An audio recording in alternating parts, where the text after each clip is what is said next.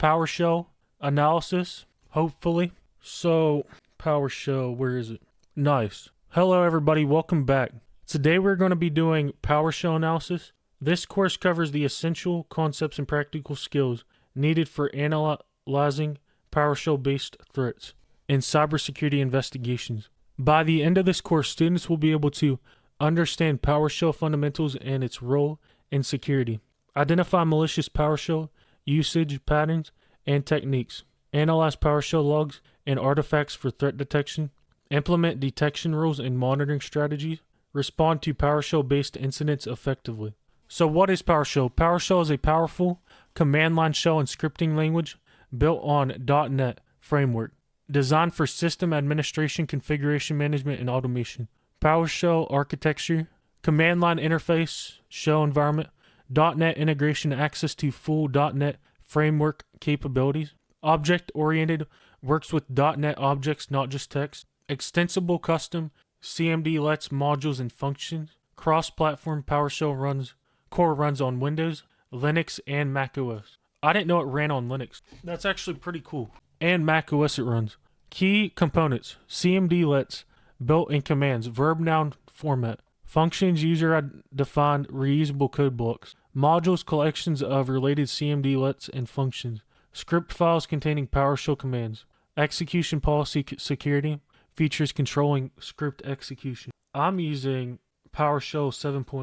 I'm using PowerShell 7 right here. And we were trying to run this in the last video, but it did not work. So I'm just going to exit out of that.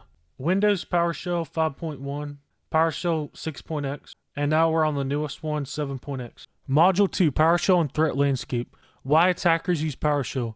Living off the land attacks, legitimate tool already present on systems. Fileless attacks can execute internally in memory. Evasion capabilities built in obfuscation and encoding methods. Extensive functionality, full access to Windows APIs and .NET. Administrative privileges often run with elevated permissions. Common attack vectors. Initial access, malicious macros, email attachments, persistence, schedule, task, Windows Manager, or WMI, event subscriptions, privilege escalation power-up, PowerSploit modules, lateral movement PS execution, WMI PowerShell remoting, data exfiltration with HTTPS and HTTP with DNS tunneling, command and control empire, Cobalt strike beacons. That's why attackers like PowerShell and attacking Windows-specific systems, right? They have PowerSploit, Empire Post, Cobalt Strike, Metasploit, and PowerShell for those attacks, right? Malicious PowerShell techniques: string obfuscation, base 64 encoding, character substitution, string concatenation, variable substitution. For command obfuscation, we have IEX invoke expression. We use IEX instead of invoke expression. Parameter abbreviation, case manipulation, backtick insertion. We have advanced obfuscation, invoke obfuscation, automated PowerShell obfuscation, ISE, steroids, interactive obfuscation techniques, custom encoding schemes, dynamic code generation, execution techniques, direct execution commands, malicious code here, encoded command base 64. Bypass techniques, execution policy bypass. They do execution policy bypass, then they do the file. Wait, could I do that for my one file? I want to try and do that for my one file. The integrity one. It's probably not going to work, but we have to provide them the path. Oh, copy path. Oh, there's an error in our function, right? So they can bypass the... So, I mean, I wasn't able to run that, but they're able to bypass so they could infect my system with malware right now if they wanted to. So what was wrong with this code? We had this right here. Monitor pass. This isn't correct. This should be like this, right? That should be like that. Am I right on that or what? And that should be in like that. Am I right or what? System 32. Because if you go here and then you go Windows, System, you got System 32, right? So I'm going to copy that address, right? And see what it does. Nah, it's like this. Slash, or we'll just keep what we had. And system32.exe. It might actually be in system 32, right? So now we're in system 32. It's got all these like core files right? But the thing is that script doesn't work. So it doesn't know how to do that file, right? Windows, and then they have Python scripts and stuff in there too. Because I have Python installed, right? And then we have system32, right? But this file wasn't correct in how it said all these, right? Windows / let's just see if we can monitor C program files. See what it does when we do that, right? PowerShell, and then we'll run this with our script, our PS1 script. Copy path. So it's saying we don't have a baseline. So if this was correct, it's not correct. So I'm just going to go back but that just shows how they bypass that policy and still run it. That's how attackers bypass it. So it ran my program even though I had a policy that said that it shouldn't have done that. We have hidden window execution, PowerShell.exe, Windows style hidden command code. We have no profile loading, where it doesn't load up what it does. It doesn't show what is actually being run, what it echoes back to you, right? So that you can't see what it's actually doing. So we have living off the land binaries. We have fileless attacks, memory only execution, no files written to disk, registry storage, hidden payloads and registry keys, WMI, repository using WMI for persistence and storage, process injection, injecting into legitimate processes. Module 4, PowerShell logging and monitoring.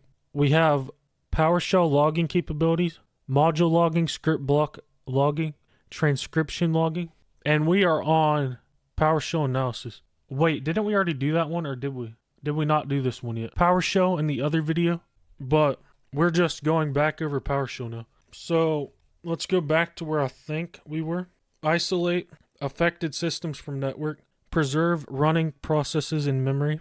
Stop malicious PowerShell processes if safe. Document current system state. Export PowerShell event logs. Collect PowerShell transcripts. Acquire memory dumps. Preserve file system artifacts. Analysis workflow. Timeline creation from log events. Script reconstruction from fragments. De-obfuscation of malicious code. IOC extraction for threat intelligence. So we have the Windows registry for the artifact locations. File system locations that they could be on. PowerShell read line and Microsoft Windows PowerShell.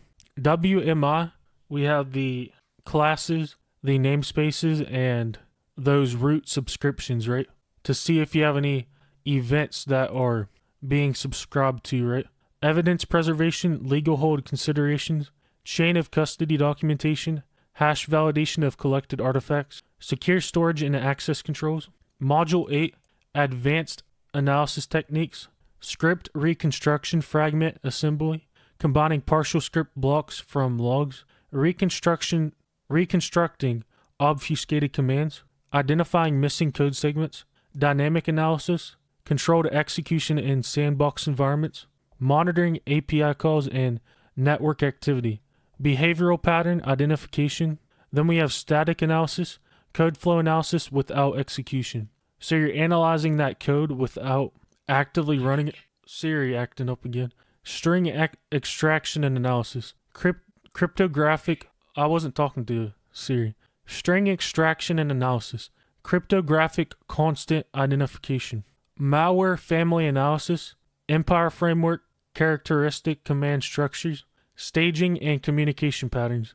Module identification techniques. Cobalt strike beacon configuration extraction. Command and control communication analysis. Post-exploitation module detection. PowerShell-based rats. Remote access Trojan characteristics. Persistence mechanisms analysis. Data exfiltration pattern recognition. Attribution and threat intelligence. TTPs, mapping, MITRE attack framework, alignments, techniques, identifications, and classifications. Campaign and group attribution indicators. Indicator of compromise development. Hash-based indicators, network-based indicators, and behavioral-based indicators. Module 9, prevention and mitigation. PowerShell security controls.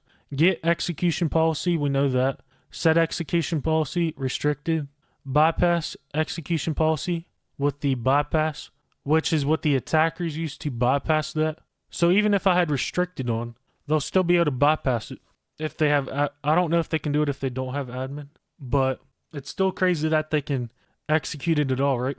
They could probably still. So that is a very big vulnerability that they have. Constrained language model restricts PowerShell functionality, limits access to .NET methods, prevents many attack techniques. Just enough administration. Role-based access control, limited PowerShell endpoints, audited administrative sessions. So they're saying limited PowerShell endpoints. That means don't use Windows, or because Windows has PowerShell pre-bundled with it. So don't use Windows for your endpoints. That's what they're saying right here. Or just have like one or two. Don't have like all your computers being Windows, right? Application control. Windows Defender Application Control, WDAC. So you're going to want to use something like Linux, right? Instead of those PowerShell-based systems like Windows is. App Locker PowerShell rules. Code signing requirements. Monitoring and detection. Enhanced login configuration. Computer configuration administrative. Template Windows components. Windows PowerShell. So the reason attackers go for Windows systems is they're so easy to manipulate and make different malware and stuff for. Linux still has malware and stuff on it, but it's less common and stuff like that.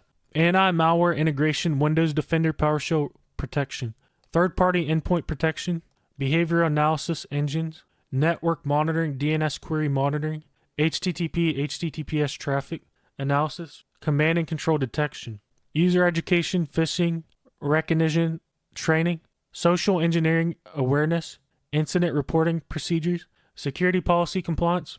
Module 10, some of the hands-on labs that we could do if we choose to do them, right? If you guys want me to do them. Suspicious PowerShell commands detected in logs with heavy obfuscation. Extract base64 content from event logs. Decode and de-obfuscate using PowerShell decoder. Identify download URLs and file locations. Analyze payload functionality. Create indicators of compromise for detection rules. So we have this obfuscated command, right? That's downloading from this other website. And I would assume that the .ps1 has base64 encoded format, right? Example 2, memory resident attack investigation. That we can choose to do if we want to. System exhibiting signs of compromise with no obvious file system artifacts. PowerShell empire detection. Network monitoring alerts on suspicious PowerShell HTTP traffic. And they already have like places that you can learn this stuff, right? And more in depth, like hack the box, stuff like that. That you can learn more about PowerShell attacks and other places that you can learn this. It might not be free, but if you did learn it, it would be very helpful, right? And they do have free ones, so free labs that you can use. Security orchestration integration, right? Automated response actions, PowerShell process termination, script quarantine and analysis, indicator of compromise propagation to security tools, incident ticket creation, playbook development, standardized response procedures, escalation criteria and workflows, evidence collection automation, threat intelligence integration, indicator of compromise sharing, sticks and taxi format compatibility, threat intelligence platform integration, community sharing initiatives, threat hunting automation, automated query execution, scheduled threat hunting jobs, alert generation and prioritization. We have our key performance indicators, mean time to detection, mean time to respond, false positive rates, coverage effectiveness. For those rates, executive reporting, threat landscape summaries, risk assessment updates, security posture improvements, return on investment on security investments. Module 12, we have evidence handling with the ISO IEC guidelines, NIST guideline requirements, change of custom procedures, and evidence integrity verification. Legal admissibility. If the file gets doesn't have integrity, you basically just lost that case, right?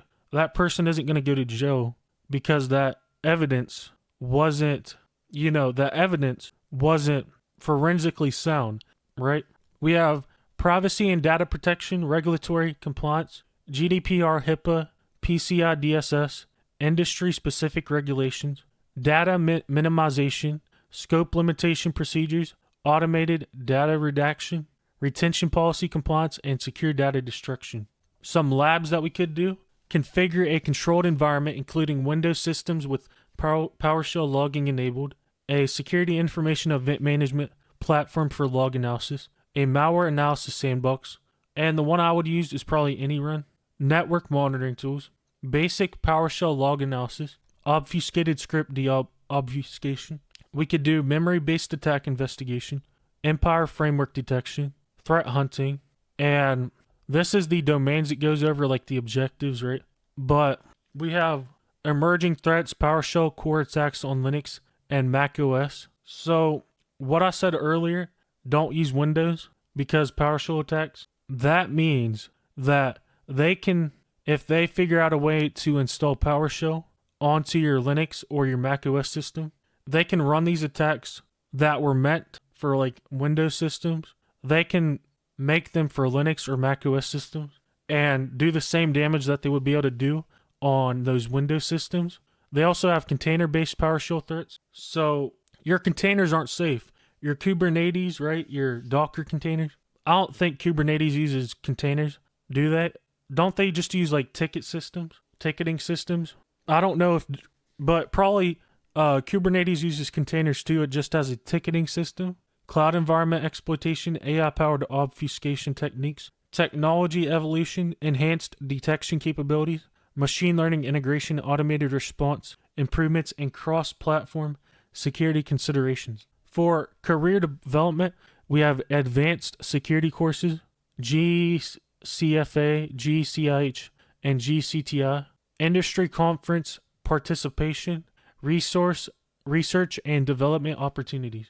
PowerShell analysis is a critical skill for modern cybersecurity professionals as attackers increasingly leverage this powerful platform for malicious activities. Understanding both the legitimate capabilities and malicious applications of PowerShell enables effective threat detection, investigation, and response. PowerShell is both a powerful administrative tool and significant security risk. Proper logging and monitoring are essential for effective detection. Obfuscation techniques require specialized analysis, skills, and tools. Integration with broader security operations enhance overall effectiveness. Continuous learning is necessary due to evolving attack techniques. So that is going to be it for PowerShell analysis.